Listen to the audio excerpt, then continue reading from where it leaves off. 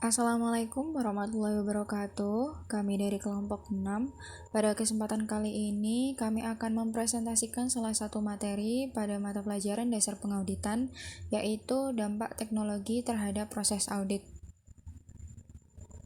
Sebelumnya, perkenalkan anggota dari kelompok kami yang terdiri dari yang pertama saya sendiri, Rizka Maulida Yuningtyas dengan NIM 19, yang kedua ada Elis Liostewati dengan NIM 43, yang ketiga ada Melina Faturrahman dengan NIM 44, yang keempat ada Gradian Alvario Tegar Islamai dengan NIM 59, yang kelima ada Wawin Sulfia dengan NIM 60, dan yang terakhir ada Yunita Multiningtyas dengan NIM 67. Pada presentasi kali ini, materi yang akan kita bahas yaitu yang pertama mengenai bagaimana teknologi informasi meningkatkan pengendalian internal, yang kedua menilai resiko teknologi informasi, yang ketiga pengendalian internal khusus untuk teknologi informasi, yang keempat dampak teknologi informasi dalam proses audit, dan yang terakhir masalah-masalah dalam lingkungan TI yang berbeda. Untuk presentasi selanjutnya akan dilanjutkan oleh teman saya. Saya Elis Sulistiawati akan melanjutkan slide berikut. 1. Bagaimana teknologi informasi meningkatkan pengendalian internal? Beberapa perubahan dalam pengendalian internal yang disebabkan oleh integrasi TI ke dalam sistem akuntansi diantaranya yaitu 1. Pengendalian komputer menggantikan pengendalian manual.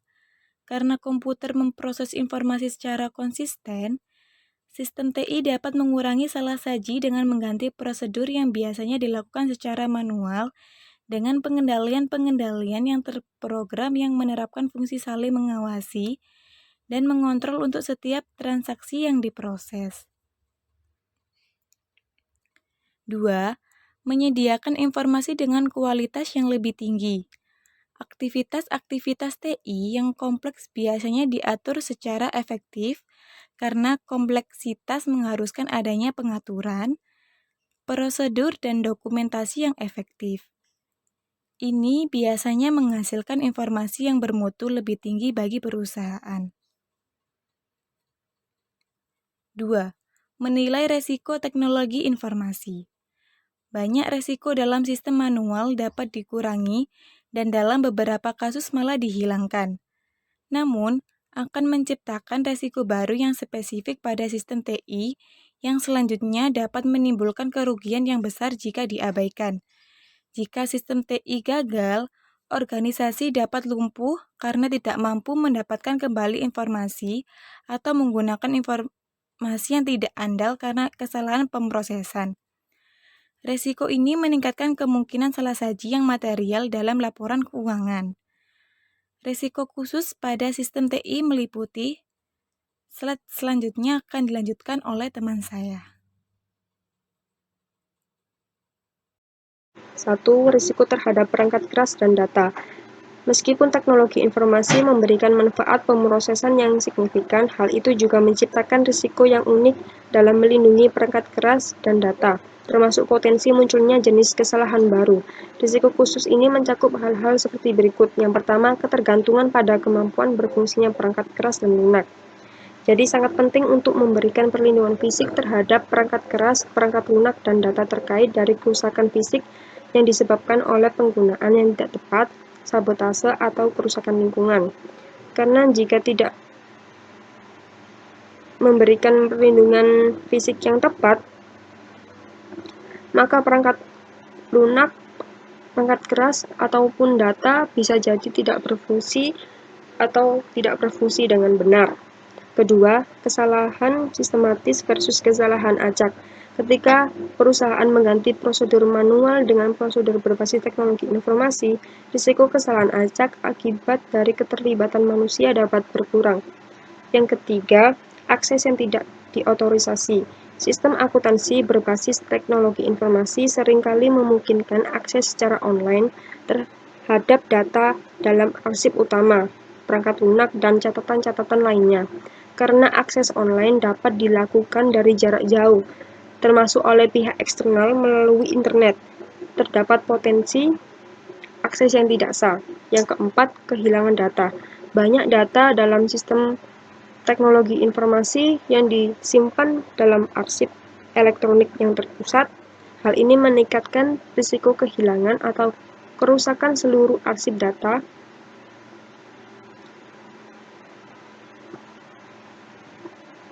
Dua, berkurangnya jejak audit. Salah saji mungkin tidak dapat dideteksi dengan meningkatnya penggunaan teknologi informasi karena hilangnya jejak audit yang nyata dan juga berkurangnya keterlibatan manusia.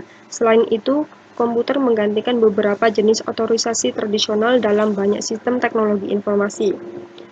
Yang pertama, kejelasan jejak audit atau visibility of audit trail. Karena banyak informasi yang dimasukkan secara langsung ke dalam komputer, penggunaan teknologi informasi seringkali mengurangi atau bahkan menghilangkan dokumen-dokumen sumber dan catatan-catatan yang memungkinkan organisasi untuk menelusuri informasi akuntansi tersebut. Jejak audit itu terdiri dari dokumen dan catatan akuntansi. Jejak audit juga bisa disebut dengan audit trail. Yang kedua, berkurangnya keterlibatan manusia. Dalam banyak sistem teknologi informasi, para pegawai yang menangani pemrosesan awal transaksi tidak pernah melihat hasil akhirnya, sehingga mereka kurang mampu untuk mengidentifikasi salah saji dalam pemrosesan. Bahkan jika mereka dapat melihat hasil akhirnya sekalipun, seringkali sulit untuk mengambil adanya salah saji karena hasilnya seringkali sudah ditisarkan dengan sangat ringkas. Yang ketiga, kurangnya otorisasi tradisional. Sistem teknologi informasi yang maju seringkali dapat mengerjakan beberapa jenis transaksi secara otomatis seperti menghitung bunga untuk rekening tabungan dan pemesanan persediaan ketika tingkat pemesanan kembali yang telah ditetapkan telah tercapai, sehingga otorisasi yang tepat bergantung pada perangkat lunak dan arsip utama yang akurat digunakan untuk membuat keputusan otorisasi tersebut. Ketiga, kebutuhan terhadap pengalaman di bidang teknologi informasi dan pemisahan tugas-tugas teknologi informasi. Sistem teknologi informasi mengurangi pemisahan tugas tradisional seperti otorisasi, pembukuan, dan penyimpanan, dan menciptakan suatu kebutuhan tambahan akan pengalaman di bidang teknologi informasi. Yang pertama, berkurangnya pemisahan tugas. Ketika suatu organisasi berubah dari proses manual ke proses komputer melakukan banyak tugas yang sebelumnya secara tradisional dipisahkan. Misalnya, otorisasi dan pembukuan, menggabungkan aktivitas-aktivitas dari beberapa bagian organisasi ke dalam satu fungsi teknologi informasi akan memusatkan tanggung jawab yang sebelumnya dipisahkan.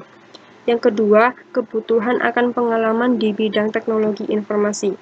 Meskipun perusahaan membeli paket perangkat lunak akuntansi yang sederhana, sangat penting bagi perusahaan untuk memiliki pegawai yang memiliki pengetahuan dan pengalaman untuk memasang, memelihara, dan menggunakan sistem tersebut. Ketika penggunaan sistem teknologi informasi meningkat, kebutuhan akan ahli di bidang teknologi informasi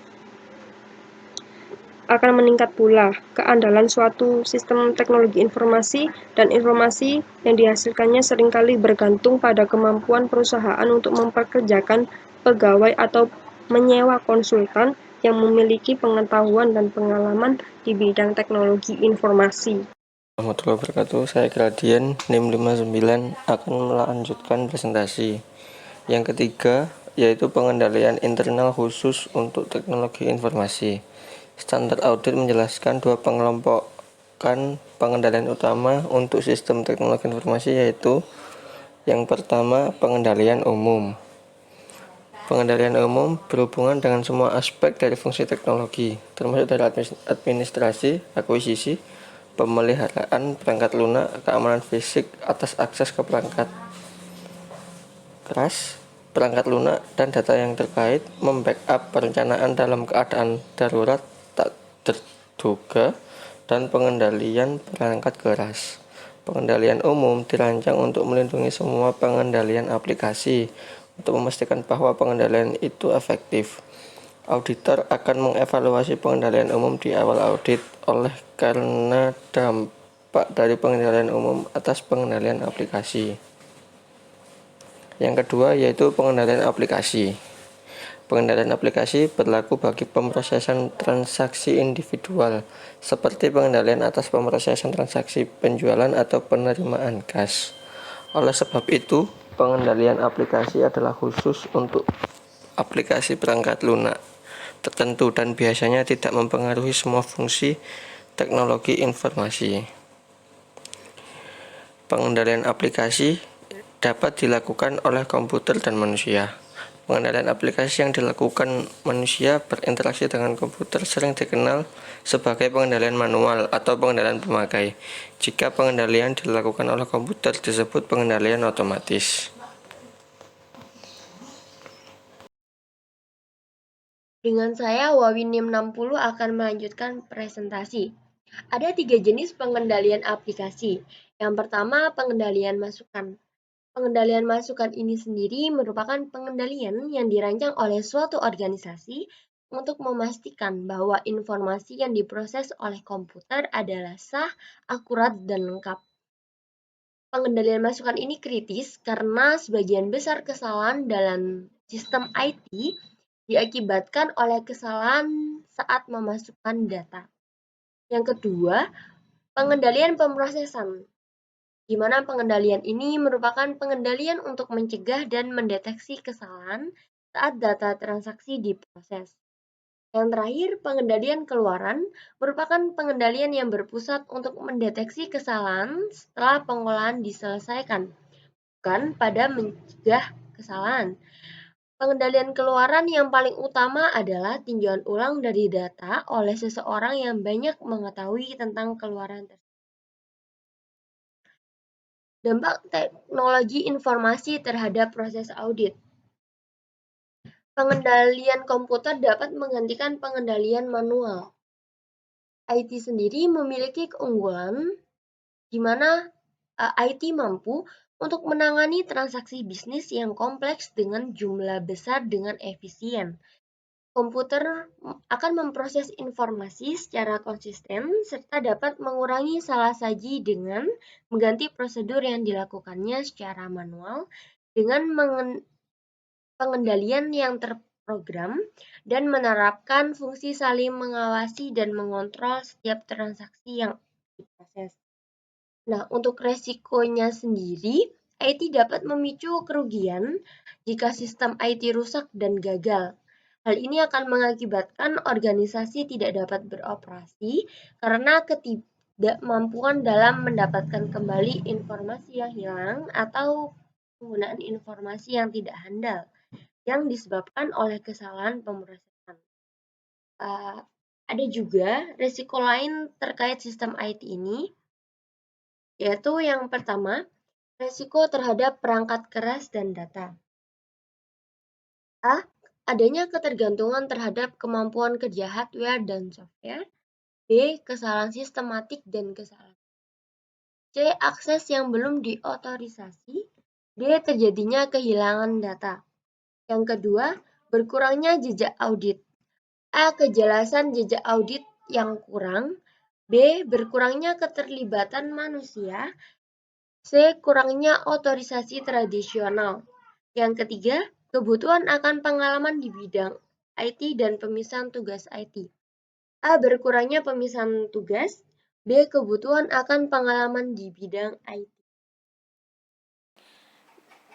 Baik, saya Yunita Multiningtyas akan melanjutkan slide berikutnya tentang masalah-masalah dalam lingkungan teknologi informasi yang berbeda. Nah, di sini terdapat 4 masalah. Yang pertama, masalah dalam lingkungan jaringan, di mana banyak sekali peningkatan dalam penggunaan jaringan yang menghubungkan peralatan baik menggunakan LAN atau dengan WAN, seperti komputer mikro, komputer mini, mainframe, workstation, serve, dan mesin cetak.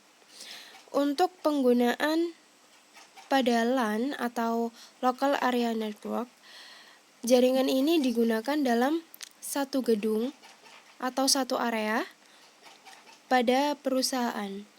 Sedangkan untuk Wide Area Network atau WAN ini jaringannya itu menghubungkan dalam wilayah geografis, sehingga jaringan ini lebih luas karena ini dianggap sebagai operasi global. Kemudian auditor sering meningkatkan resiko pengendalian pada perusahaan yang memiliki jaringan serve pada beberapa lokasi. Kenapa? Karena kurangnya pengawasan manajemen terhadap beragam serve terhadap keabsahannya juga. Kemudian masalah yang kedua yaitu terkait masalah ketika klien mensubkontrakkan kebutuhan teknologi informasi, di mana banyak sekali klien yang mensubkontrakkan beberapa atau semua kebutuhan teknologi informasinya kepada pusat layanan komputer yang independen. Ketika klien itu memasukkan data input yang diproses oleh pusat layanan komputer dengan harga pembayaran tertentu. Kemudian, untuk bagian penggajian, perusahaan memasukkan data waktu kerja, pegawai, dan formulir pajak kepada pusat layanan komputer.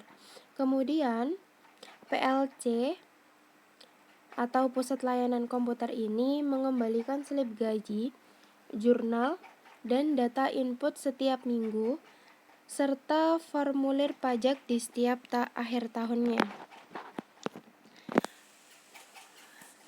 Nah, masalah yang ketiga yakni memahami pengendalian internal dalam sistem subkontrak. Dalam memahami pengendalian internal ini, auditor menghadapi kesulitan ketika adanya pemahaman atas pengendalian yang terletak pada pusat layanan. Mengapa? Karena pusat layanan ini merupakan perusahaan yang independen. Ketika audit mendapatkan pemahaman dan pengujian pengendalian pusat layanan, auditor itu harus menggunakan kriteria yang sama dengan yang digunakan pada kompleksitas sistem dan keluasan pengendalian untuk mengurangi resikonya. Dan masalah yang terakhir, yakni tingkat kepercayaan terhadap auditor pusat layanan komputer. Diatur dalam PSA 70, pada bagian SA 324 memberikan panduan bagi auditor perusahaan penyedia jasa dan auditor perusahaan penggunaan layanan, di mana mereka mengandalkan laporan auditor perusahaan penyedia jasa yang menerbitkan dua jenis laporan. Laporan ini diterapkan akan membantu auditor dalam mendapatkan pemahaman atas pengendalian internal untuk merencanakan audit. Dua laporan tersebut yaitu yang pertama laporan atas pengendalian yang diterapkan, yang kedua laporan atas pengendalian yang diterapkan serta pengujian efektivitas operasinya. Auditor juga membutuhkan bukti mengenai efektivitas operasi pengendalian untuk menilai risiko pengendaliannya. Bukti tersebut berupa sebagai berikut. Yang pertama, berdasarkan pada laporan auditor, perusahaan penyedia jasa ini atas pengendaliannya yang diterapkan dan pengujian atas efektivitas operasi pengendalian. Yang kedua, berasal dari pengujian atas pengendalian internal organisasi, penggunaan tersebut terhadap aktivitas organisasi pada penyedia jasa. Dan yang ketiga, dihasilkan ketika auditor perusahaan penggunaan layanan melakukan pengujian yang tepat di perusahaan penyedia jasa. Jadi, jika auditor memutuskan untuk mengandalkan laporan auditor perusahaan penyedia jasa, maka tanya jawab yang tepat perlu dilakukan terkait dengan reputasi auditor perusahaan penyedia jasa. Terima kasih. Terima kasih. telah usai presentasi dari kelompok 6. Saya akhiri. Wassalamualaikum warahmatullahi wabarakatuh.